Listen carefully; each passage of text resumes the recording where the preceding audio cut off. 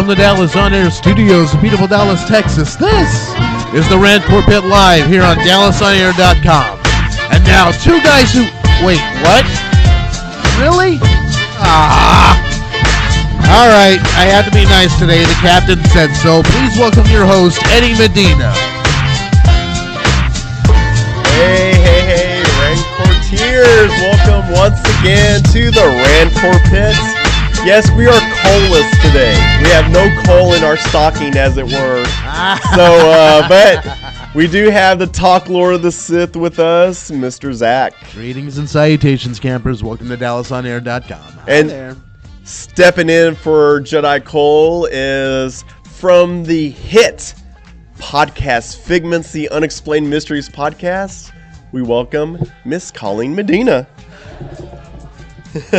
Who is apparently the patron saint of floating heads. Yes, if you didn't tune into Figments, we kind of ribbed her a little bit about wearing green in front of our green screen for St. Patrick's Day. You know what? Okay. Yeah. Oh, look at that. Look at that, Les. Look at that, it's all disappeared. It doesn't look too bad. You kind of look like that bust in Batman 66. What was it? Beethoven's bust? It was Shakespeare. Shakespeare's bust. Yeah, so... well, hey, anything to make this show entertaining. Boy, she's picking up the slack for you today. Drop the mic. Yes, so I guess that flow through here. That's just giving you permission to be your usual self. but more, just as exciting as having Colleen on, we also have two guests that we have been so anxious to get on the Rantcor Pit. Coming from the equally hit podcast, Fellowship of the Geeks, welcome Thomas and Les. Thank you. Thank you very much. And guys, let me just say this right now to our listeners. If you have not yet checked out Fellowship of the Geeks, great podcast. I've been listening to it for quite a while now, and it has evolved so much. And like, how many years now have we've been doing this? The podcast celebrated its third anniversary the 1st of March. Yeah. But we were doing a webcast for several years before that. I remember the webcasting days. And we're going to get into the secret origins of the Fellowship in just a minute. Yeah, for those old school DC fans, secret origins. But first, we're going to give some love and shout outs to our favorite convention. Well, actually, you're calling your favorite convention is the DFW G.I. Joe and Action Figure Show. And the one with the pool.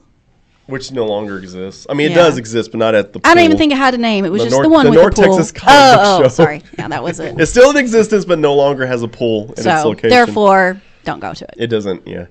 AllCon, it's going on right now. If you didn't make it out or you can't make it out this year, then definitely make plans to check it out next year for the 16th anniversary. But it is still going on today until 3 o'clock p.m., so you can check that out at the Crown Plaza Hotel in Addison, Texas. Yes, definitely. It's definitely still going on today, so rush out there and check out the last day.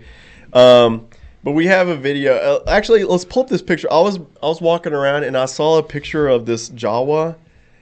And basically it's set up to where he's riding on the back of a gonk droid. Oh, nice. And I just thought it was so clever. And I approached this Jawa and stop. And can I take a picture? And it nods yes. So I take the picture. And as I turn to walk away, this Jawa says, "Is that Eddie Medina?"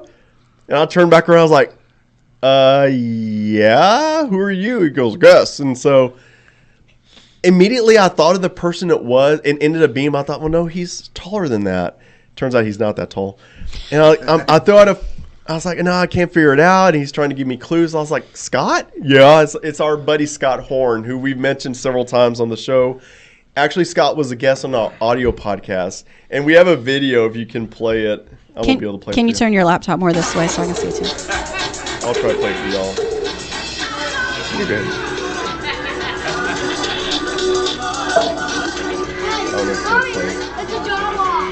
Oh, go ahead. Yeah, that's Scott boogieing down.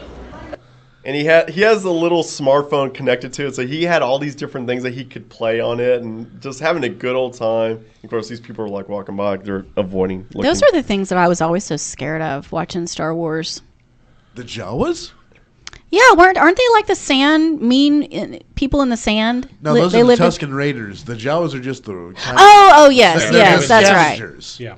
The Tusken Raiders was who I was scared of. The Jawas were kind of creepy too in a way because they kidnapped R2 and 3PO, and as a kid, I always kind of like bothered me. Like that was weird. Kidnapping, reclaiming, recycling.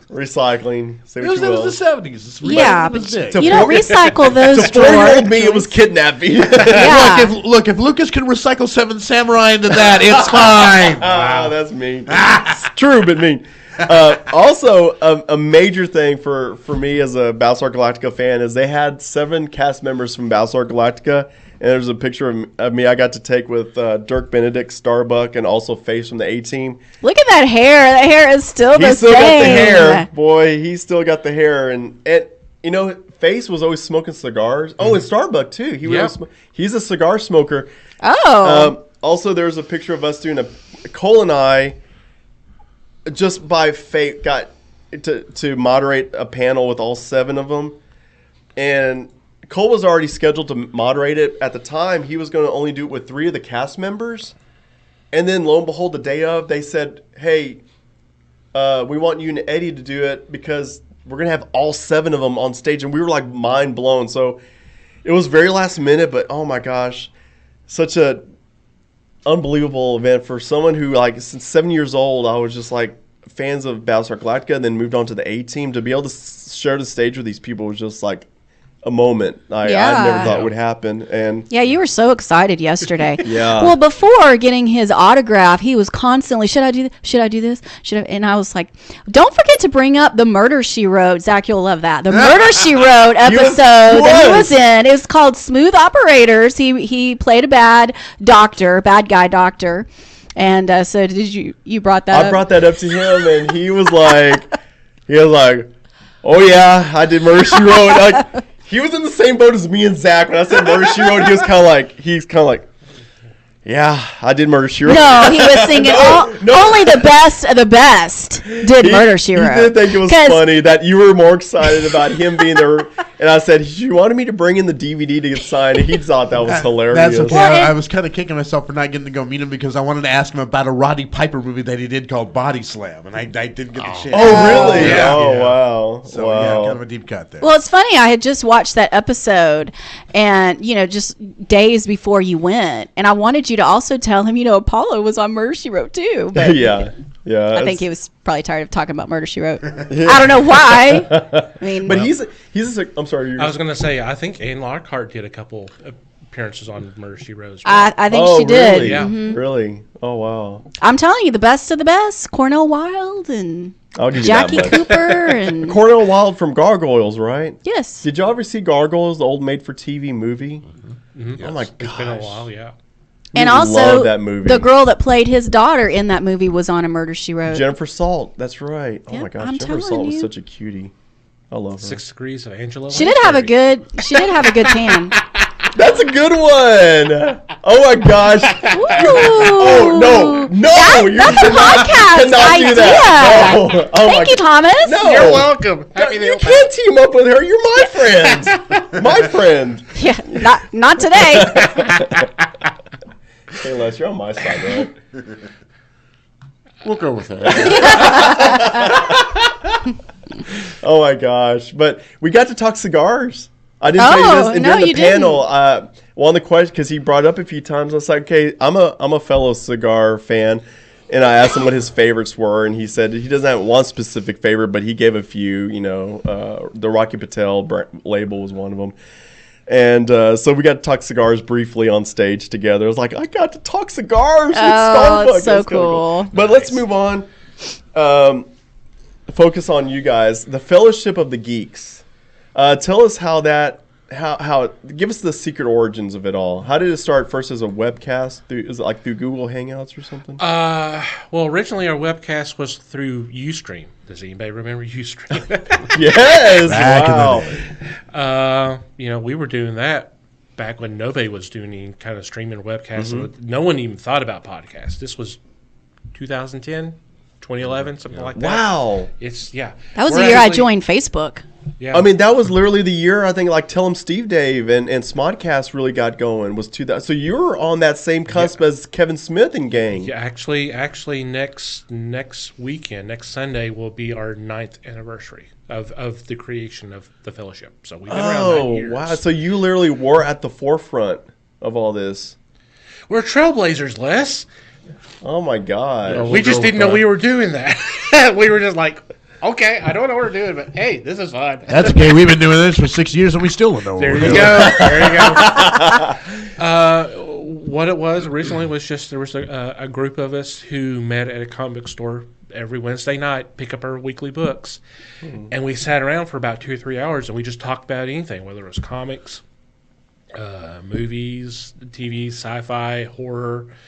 We even got into sports a little bit, and it was just fun. And at the end of the night, one of our friends, Joel Simca, says, "You know, we should record this. We should for the world to hear." And when Les and I were going, "Yeah, okay, whatever." But it kind of stick back in my mind. So I eventually said, "Okay, why not? You know, what's the worst case scenario? We may find other people who have similar interest and just have more fun because it's fun talking about this type of stuff." Mm-hmm.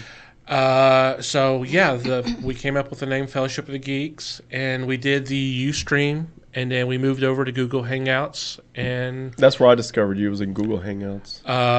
we took a little break, and then about 3.5 years ago, I approached Mike, who was doing the Google Hangouts with us. I said, "I want to do this again, but how do we do this? Do we want to do the webcast again, or do we want to do a podcast, audio podcast?"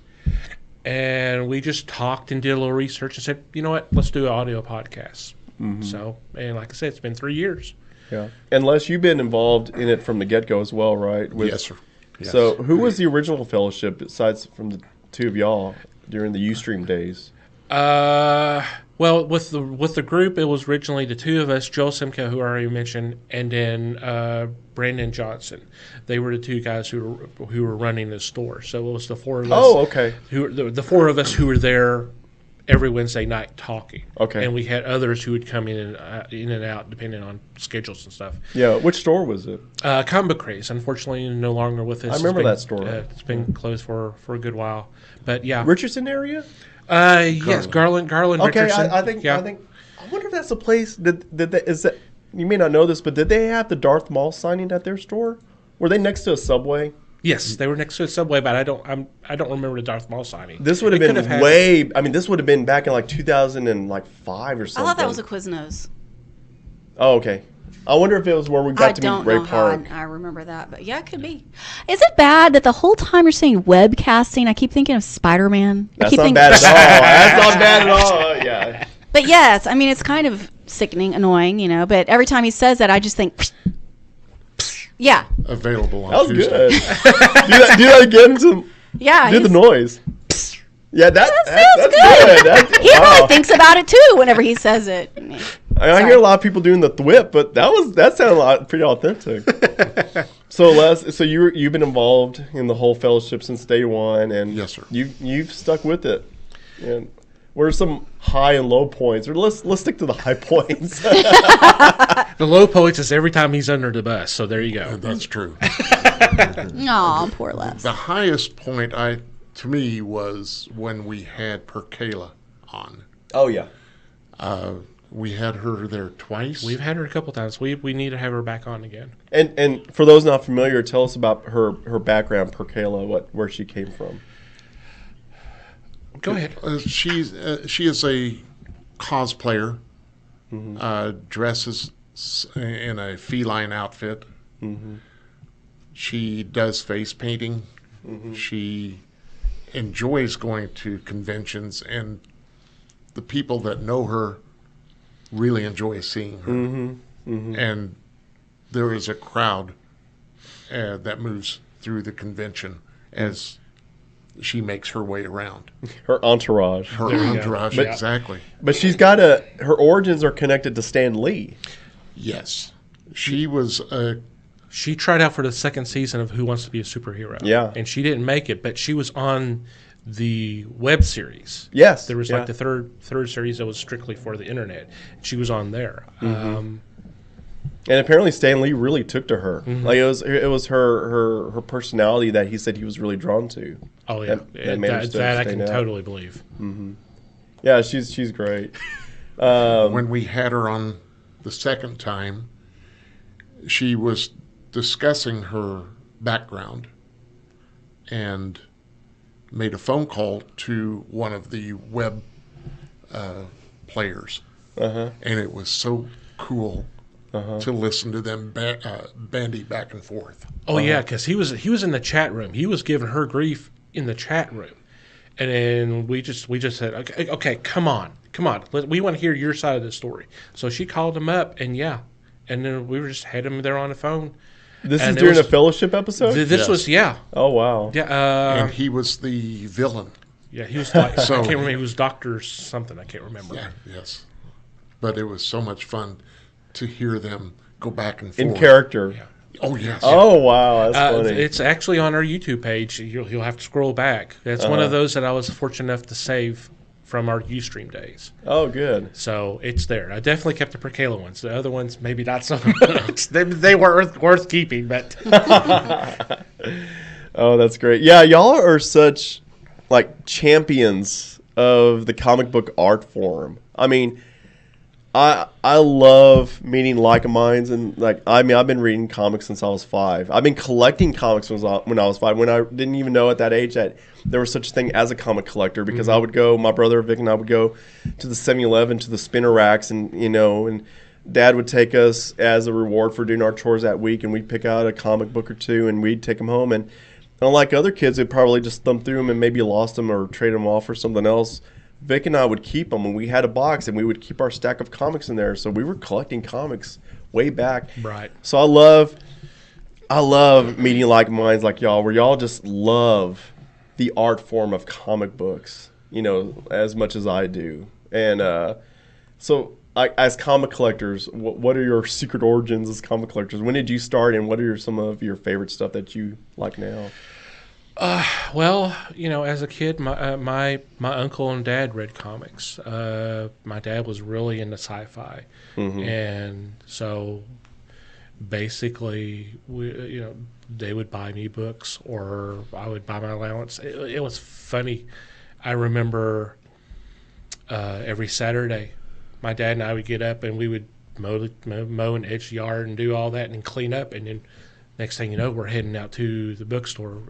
If it's okay for me to kind of plug, you go to a Bookstop, if anybody remember. Oh, I remember Bookstop, yes. Over on Forest Lane. And then we went across the street to where old Lone Star used to be, Lone Star Comics. Yeah. So we did that almost every Saturday.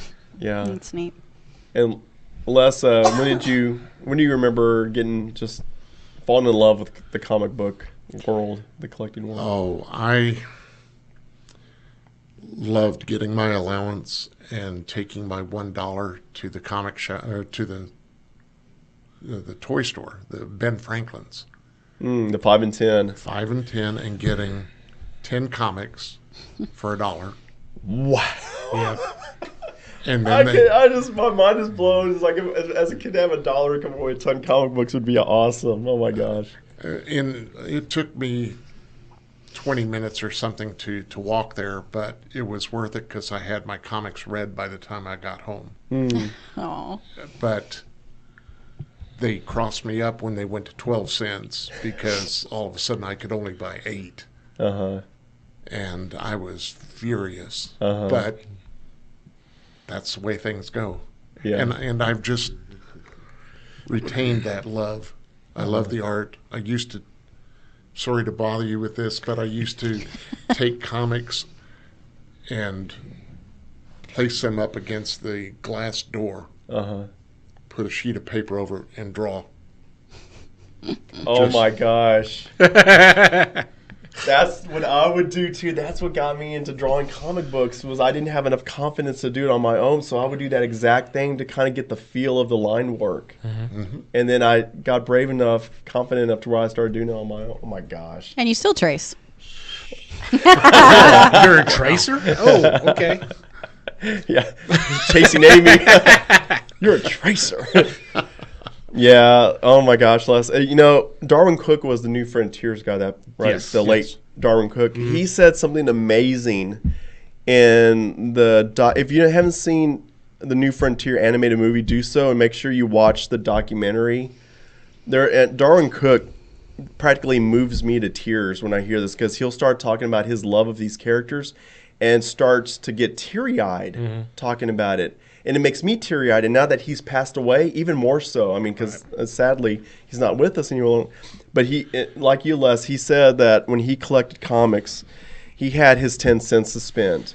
And so he said he could either get Shazam for that 10 cents, or he could get Justice League of America for 10 cents. And he goes, that's what made him a fan of Justice League, because for that same 10 cents, he could get this book, and it had 8 superheroes in it. Mm-hmm. And he said in his mind, it was such a value to only spend a dime and get so many characters all in one book. And I was like, best bang for your buck. Sense. Yeah. Or your dime. Yeah, exactly. more bang for your dime. Exactly. Well, make sure you keep calling from nodding off. Please, yes. What are we talking about? Well, you mentioned 5 dimes. I know we talked about this before, but I remember going to like Emmy Moses. Yes. And going over to the toy section, and they would have the 3-pack where you would have either a DC or a Marvel, or you just have the miscellaneous. Mm-hmm. And you always grab the bag and you start trying to separate so you can see what the middle book is, and you can go, okay, this is the one I want. So Mom. Yeah, because especially if it was a Marvel book, you could separate it just enough to see the corner box to see what character. If it was a Thor, or if it was Indiana Jones or something. Right. Yeah. No. I was the same way. I still sealed my A-Team, all sealed a 3-part miniseries in a bag. Oh, wow. Yeah, I mean, I have it loose, but I also have it bagged. Yeah. And I remember. That's how I got Return of the Jedi. That was a big deal, because Jedi was a 4-issue miniseries, and it came in all 4 bagged up together, a complete miniseries. And I kept that closed for a while, but then I couldn't stand it anymore. I opened it and read them, and I wish now I kept it closed. But yeah, that's how I got my Return of the Jedi. What's that? It wasn't that bad. No. No, it wasn't. Oh, my gosh. But, yeah, I mean, we could go on and on all day about comic books, but that's more of a reason why you need to definitely check out Fellowship of the Geeks. And where can they find the podcast? www.thefellowshipofthegeeks.net, or just any podcast. I mean, we're on iTunes, we're on Google Play, Stitcher, iHeartRadio. I'm missing Spotify. We're everywhere. Yeah, I mean, you've got a broader range than we do. I mean, it's crazy. It's no wonder your show keeps growing and growing. Let's get into Star Wars. Nothing but Star Wars. Our topic today is, well, you tell them, Colleen. You came up with the idea. This is your. I did come up with the idea. Yeah, this is your topic. The tough characters of Star Wars. Mm-hmm. Who are our favorites and maybe not so favorites? Who would like to go first? Let's have our guests go first. Well, one of my favorites is Mara Jade. Oh my gosh. Yes. She first appeared in the books concerning Thrawn, and I was really taken by her. Who's Mara Jade? Well, he'll get into it. Oh, sorry. She was an opponent of Luke, but later was married to Luke. Mm-hmm. What? Yep. Luke got married? Such a phenomenal character. Huh. I know I've heard the name, but... Then she has appeared on one of the animated series, I believe, recently. Oh, it must be Rebels then. Maybe. I don't remember that. Oh, wow. I haven't gotten into Rebels yet. It's probably Rebels. Rebels is great. Hasn't Thrawn appeared on there? Thrawn has, but I don't remember Mara Jade. So I would say that I thought she was, but if I'm wrong, my name is Thomas Chick. Poor Thomas. Well, I'll get him back Tuesday night. It's the early bus. I've always enjoyed a strong character, and Timothy Zahn wrote her as a very strong character. There was no chance of her crying out and hoping that someone would save her. She just kicked A and maybe asked for names. I don't know. But that was one of my favorites. Oh my gosh, yeah, fiery redhead. They don't get. I mean, when you think of redheads, her, Yep. Scarlet from G.I. Joe. Like, yeah, it's great. Good choice. Oh my gosh. Exactly. You think of Jessica Fletcher too? On that note, Thomas. Well, I thought about this. The natural inclination is to think of someone who's you think physically, but I didn't go that way. And it was joked about earlier. My toughest character is Leia. I think what we have witnessed her just in the movies alone. Yeah. She was raised as a fighter to fight against the Empire, almost since birth. Faced with the choice of betraying the rebellion or watching her adoptive home planet destroyed, she knew that planet was going to it was gone anyway. So I'm not going to betray the rebellion. And then what we've witnessed here in this new trilogy, her son going to the dark side, her husband and brother basically abandoning her, while while the fight is still going on, and she's still there doing what's right. She's been through a lot, and she's not going to worry. Poor me. I'm like, give me a blaster.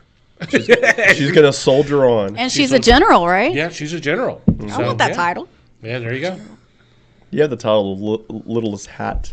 I couldn't agree more. I mean, I've spoke at length. I'm not going to bore everybody with rehashing what I've said before, but gosh, I mean, Leia, I was in love with her, in love with her as a kid, and yeah, I can't say enough about her character or Carrie Fisher for that matter. Right. She, in my opinion, she is Carrie and Leia are the trailblazers for what we've gotten since then. Ripley, the Sarah Ripleys, Connor, or Buffy, that kind of thing. So it's because of her. Laurie Strode. Well, you're not lying. I'm not. Yeah. No. Laurie Strode, perfect example. You mentioned Battlestar Galactica, Sheba. Yeah. I mean, she's literally the first one after Leia. And we saw her every week. Flying a Viper, battling the Cylons and everything. And that led way to the Wilma character on Buck Rogers. Yep. Yeah. There you go. Colleen, give us a tough character. Probably my favorite is Darth Maul. Everybody. And I know everybody likes him or hates him, but I just love Darth Maul. I love which Phantom Menace. Phantom of the Megaplex. Phantom of the Megaplex. That old Disney movie. Oh my god. It's not that old. Phantom of the Megaplex. But I remember seeing that, and I just thought, oh my gosh, who is this guy? This is so cool, even though he was a bad guy. We're always drawn to the bad guys. Always. Yeah. Just seeing, I guess also looking at knowing that the guy underneath is doing all the stuff, or at least most of it, and watching him fighting and his movements and knowing that he can actually do all of that stuff, I think also is what draws me to him. And not to mention we got to meet him. And she got to touch his butt. It was an accident. When we took our pictures. Okay. Ray Park, if you're listening. When she put her arm around him, she brushed his butt with her hand. It's like, Good night, everybody. But yeah, that moment, because nowadays it's easy for everybody to spoil everything on social media. But, in the trailers, we got Darth Maul with his hood on. And it wasn't until we saw Phantom Menace for that first time and he pulls that hood back and you see the horns. You're just like, what? Yeah, did anyone know he had horns before? No, they never revealed it until you saw the movie. That was such... I mean, I about stood up in my seat at that point and just couldn't believe what I was seeing. And then he brought lightsaber duels to a whole nother level. It's common now just to view these lightsaber battles with the leaping and bounding about. But he just took it to a whole nother level. That was the first time we went from Alec and Ness and Vader, and then Luke and Vader, to like a martial artist just doing these amazing moves. It was crazy. Yeah. Yeah, the lightsaber duels in the classic trilogy are static compared to what we've seen since then. So, you mentioned Phantom Menace. I just saw this week was the 20th anniversary of the release of the full trailer for Phantom Menace. I'm like, wow, it's been that long. 20 years, wow. Yeah. We'll need to do a 20-year retrospective because Cole was out one week and we did a 15-year, I guess, retrospective on it. And that was still that was my first live episode. Yeah, and I believe so. That got ridiculous amount of views on, I guess, on Dailymotion or whatever it was at the time. Like, people even now will still go back and reference because they said it's easy for everyone to pick on Phantom Menace as being the redheaded stepchild, but Colleen and I came guns blazing, loving it, and people still point that episode saying we're so glad y'all took the challenge of giving it love and not criticism. Les, you want to give us another? Yeah, are you going to say yours? I say this every week. I mean, if we have time, I will. Well, I'm always reading a Murder, She Wrote book, so I never am paying attention. Very quickly, the Republic Commandos. I discovered the Republic Commandos. Of course, there was a video game. I hadn't played the video game. You have. But I discovered it because I was taking a trip to Florida, and I was waiting in the airport, and I realized, I didn't bring any books with me because I was afraid of the wait, and I had a Star Trek hardcover. I was like, it was fitting tight. I was like, I just left it at home. I was like, I'll pick up something at the airport. And I go into the little thing, and I see this Republic Commandos book. And it turned out to be like book 4 of the series, but I didn't know it at the time. So at first I was a little confused as why these characters were referring to other things. But I picked it up. I caught on real quick, and it was I think it might have been the Order 66 book. But, oh, my gosh. I entered a world of where the clones weren't just another rank-and-file trooper. Like, they gave every individual clone a personality, a history. You felt sorry for this one, Phi Scarata, because he became paralyzed during one of the battles. In an earlier book, he became paralyzed. So in the book I picked up, it was him and his girlfriend or fiance was having to care for him, and I'm thinking, you become sympathetic to these troopers that you were never sympathetic before, but they were also the toughest of the tough. They were the Republic Commandos for a reason. Oh my gosh, they were like the SEAL Team 6 of the Star Wars world. And these books were I was just so engaged, a page turner, just reading. And I would go to Barnes & Noble and pick up the first 3, and I read through those. It's just amazing books. If you haven't checked them out, do yourself a favor, check out Republic Commando series. Les, what do you have next? How about your tech? Does he have a favorite? Actually, yes, and you're going to fight me on it. Go for it. Palpatine. Oh, no, that's good. Yeah. Very good. I mean, there are different levels of toughness, and one of the toughest things that they have to do is run an entire galaxy. I mean, the man manipulated everyone into the dark side. He put Order 66 into motion quick. The man, you have to admire the smartest guy in the room. You have to admire the baddest guy in the room. You have to really admire the guy who could manipulate and control everything within one fell swoop. Yeah. So, like I said, you can't really admire what he did, but you have to admire the skill that it took to do it. I mean, even watching the slaughter of Count Dooku in episode 2. Yeah. That was a thing of beauty. Just wow. This guy's cold-blooded. Exactly. And isn't it interesting that both he and Ray Park were both in Legend of Sleepy Hollow? Oh, yeah. Isn't Palpatine the Emperor? Yeah. There's a lot of Star Wars guys in that, actually. Wasn't there?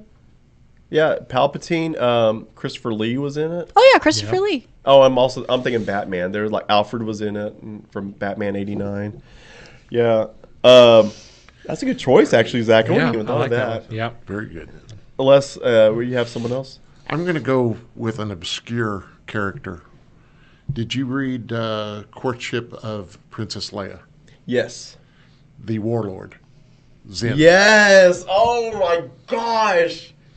Oh yes. Oh, that's taking me back to the 90s. It's been a long time since I've read that book. Yes. It was early 90s when that book came out, and I saw it on the shelf. I said, I've got to have this. Uh-huh. And that's more or less what started me reading the novelizations. Mm-hmm. And unfortunately, those are no longer part of the canon. Mm-hmm. But that, to me, was a great character. Mm-hmm. He was ruthless, Mm-hmm. but he was tough as can be. Mm-hmm.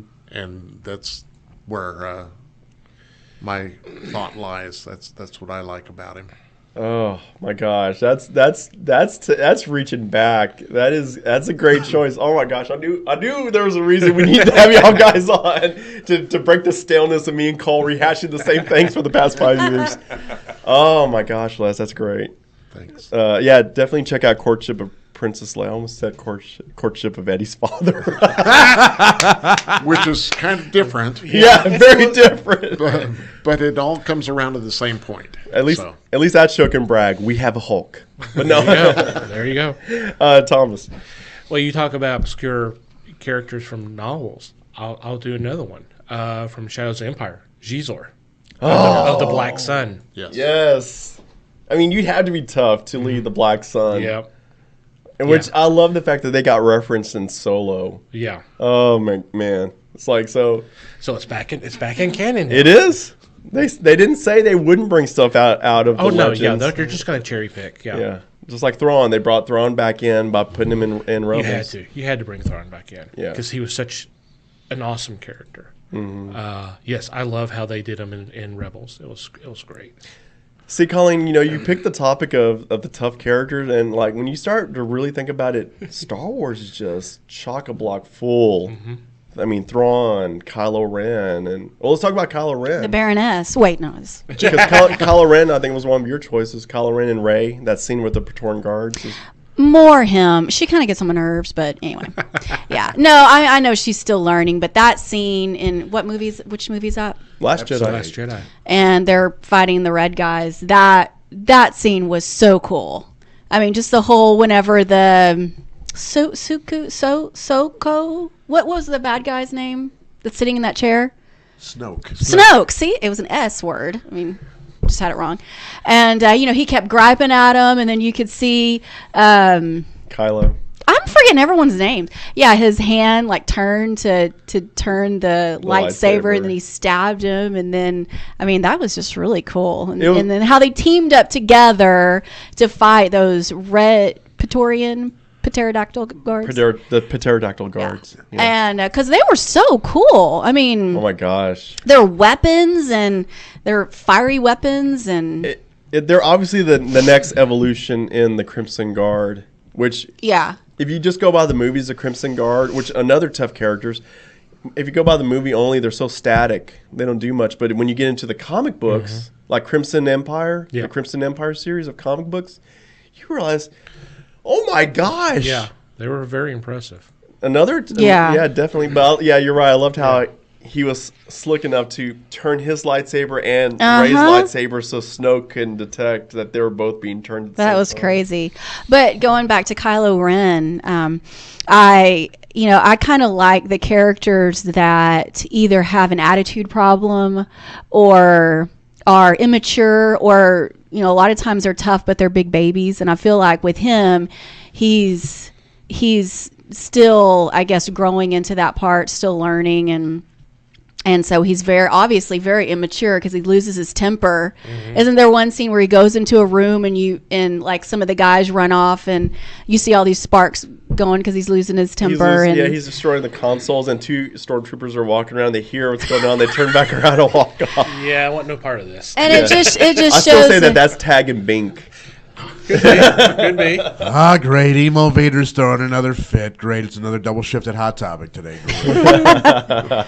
But it just shows how he's still, still has a lot to learn. And then especially with his fight against Luke in the last movie. And talk about that, because that's another one of your favorite scenes is old Luke.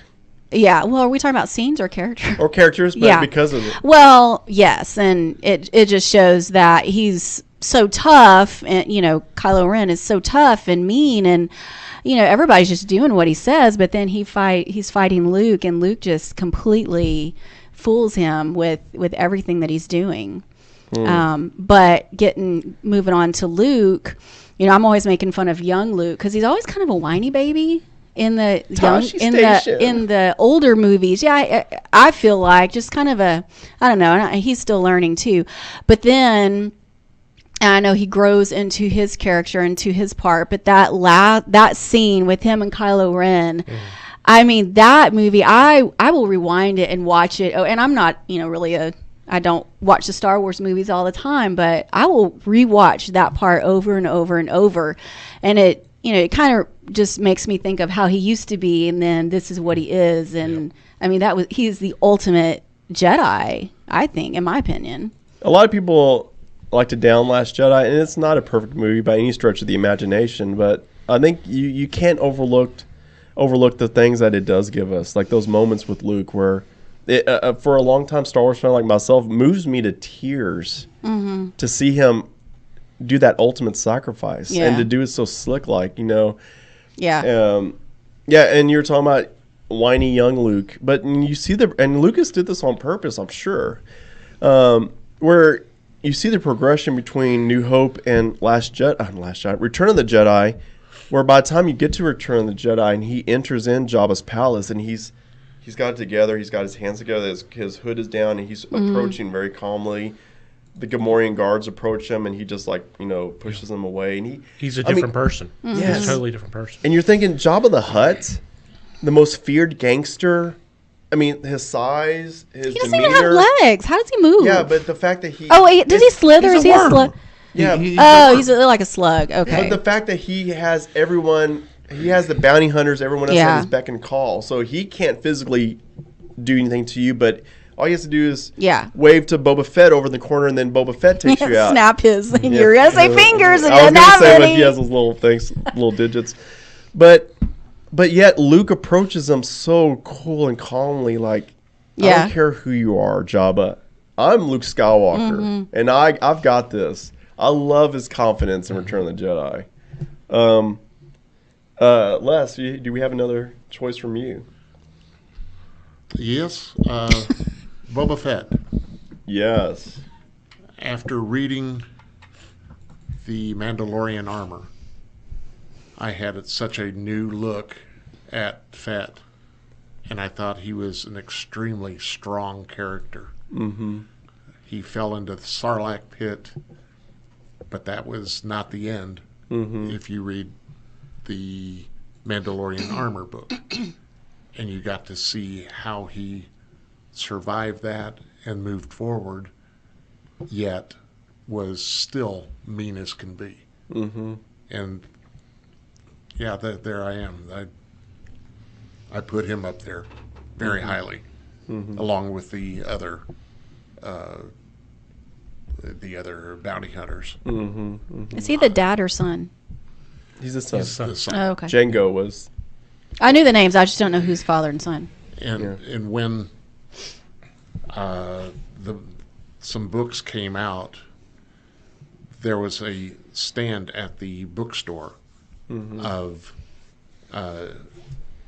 Jango and Bubba. Mm-hmm. I got one. I said, when you're done with this, I would like to have it. They said, I've got one in the back room. Oh, wow. So, it's always nice to ask. Here you go. And I took it to a couple of conventions and got both Tamora Morrison as Jango and Daniel Logan and Jeremy Bullock to sign it. Nice. Wow. I said, now I'm done. Yeah, because they did have them, I think, at Richardson Center. They had all three of them come in. Yes. Yeah.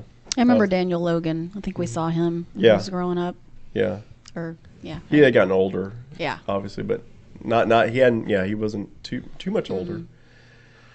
Yeah, I mean, any of the bounty hunters. I mean, do you have anything to add in about the bounty hunters in general? I mean, I was just saying the Mandalorians in general. Oh yeah, definitely. are such. It's just really interesting characters. Are we excited about the new series? Yeah, I'm curious to see what's going to happen there. The thing I love about Rebels is they did a lot more talking about the culture and all that, and then referencing the whole Mandalorian Jedi conflict and all that too. It just I can't really say any more than what he said about Boba Fett, but just the Mandalorians in general are total. Now, does a lot of that come out in Rebels because of Sabine Wren? Okay, because she's a Mando as well, right? Yep. Yeah. Yeah. How's her character? Because again, I've only had little snippets of Rebels. Well, I'll just say that her family is rather prominent in the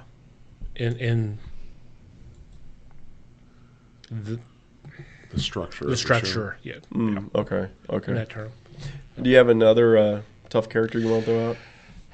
I guess we need to go with the most obvious ones, Vader. Yes. Vader was just the most, just from the first scene in What the was first that? film. It was a death choke. Can you tell? Can I get that one more time? Or no, wait. I'm sorry, I can't light better. This show will be over now. Actually, we're getting close. So. Yeah, I figured Anyway. you are. Just from his first appearance in A New Hope, when he appeared and you had the music, and you go, okay, this is someone we need to be concerned about. Even up to that sequence in Rogue One, that was just so phenomenal. Yeah, Oh. I've said this to the guys many times, is the fact that was the scene that I've been waiting for all my life as a Star Wars fan.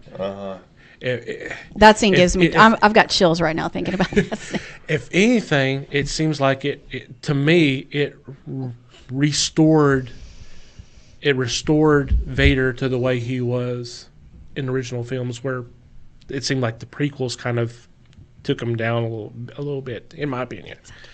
But it's just, Yeah. it was so awesome.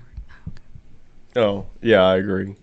Your last, you want to pick one more? You have two choices. Well, I have two choices. Well, you can throw them both out quickly. I'll say whatever I want. No, I had kind of a little tiny group of them, and I had said earlier where I like when the tough character is also just a big baby, and I feel like that's true with Chewbacca. As a child, he was always my favorite character, and I love how he literally can rip your arms out. I do that quite often in the video game, in the Lego game. He'll rip your head off or whatever. But anyway, but then he's also just a big baby where he doesn't want to go into that trash compactor thing, And then in the newer movie, he's telling Han that he's cold, And then who is the other one? Oh, Yoda. Yoda, I think is so tough. He's, pretending that he's old, but yeah, he can fight so good, better than a lot of them can.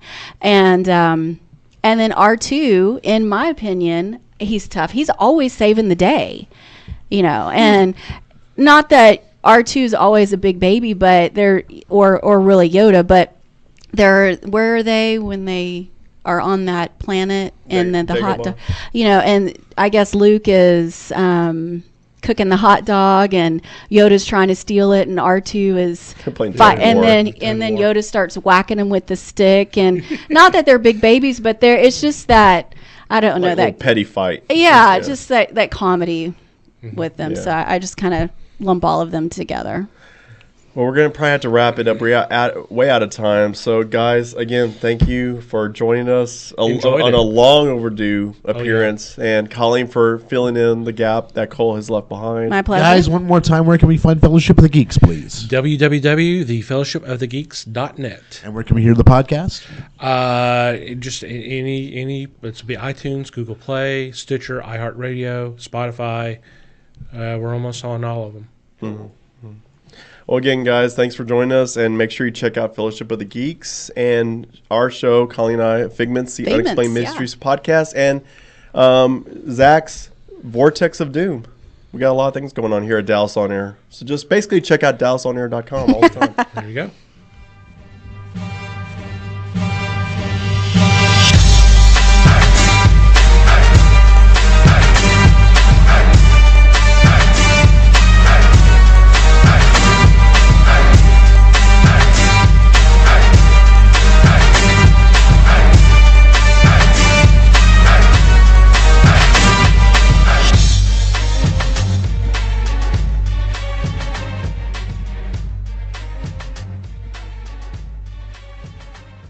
This is DallasOnAir.com.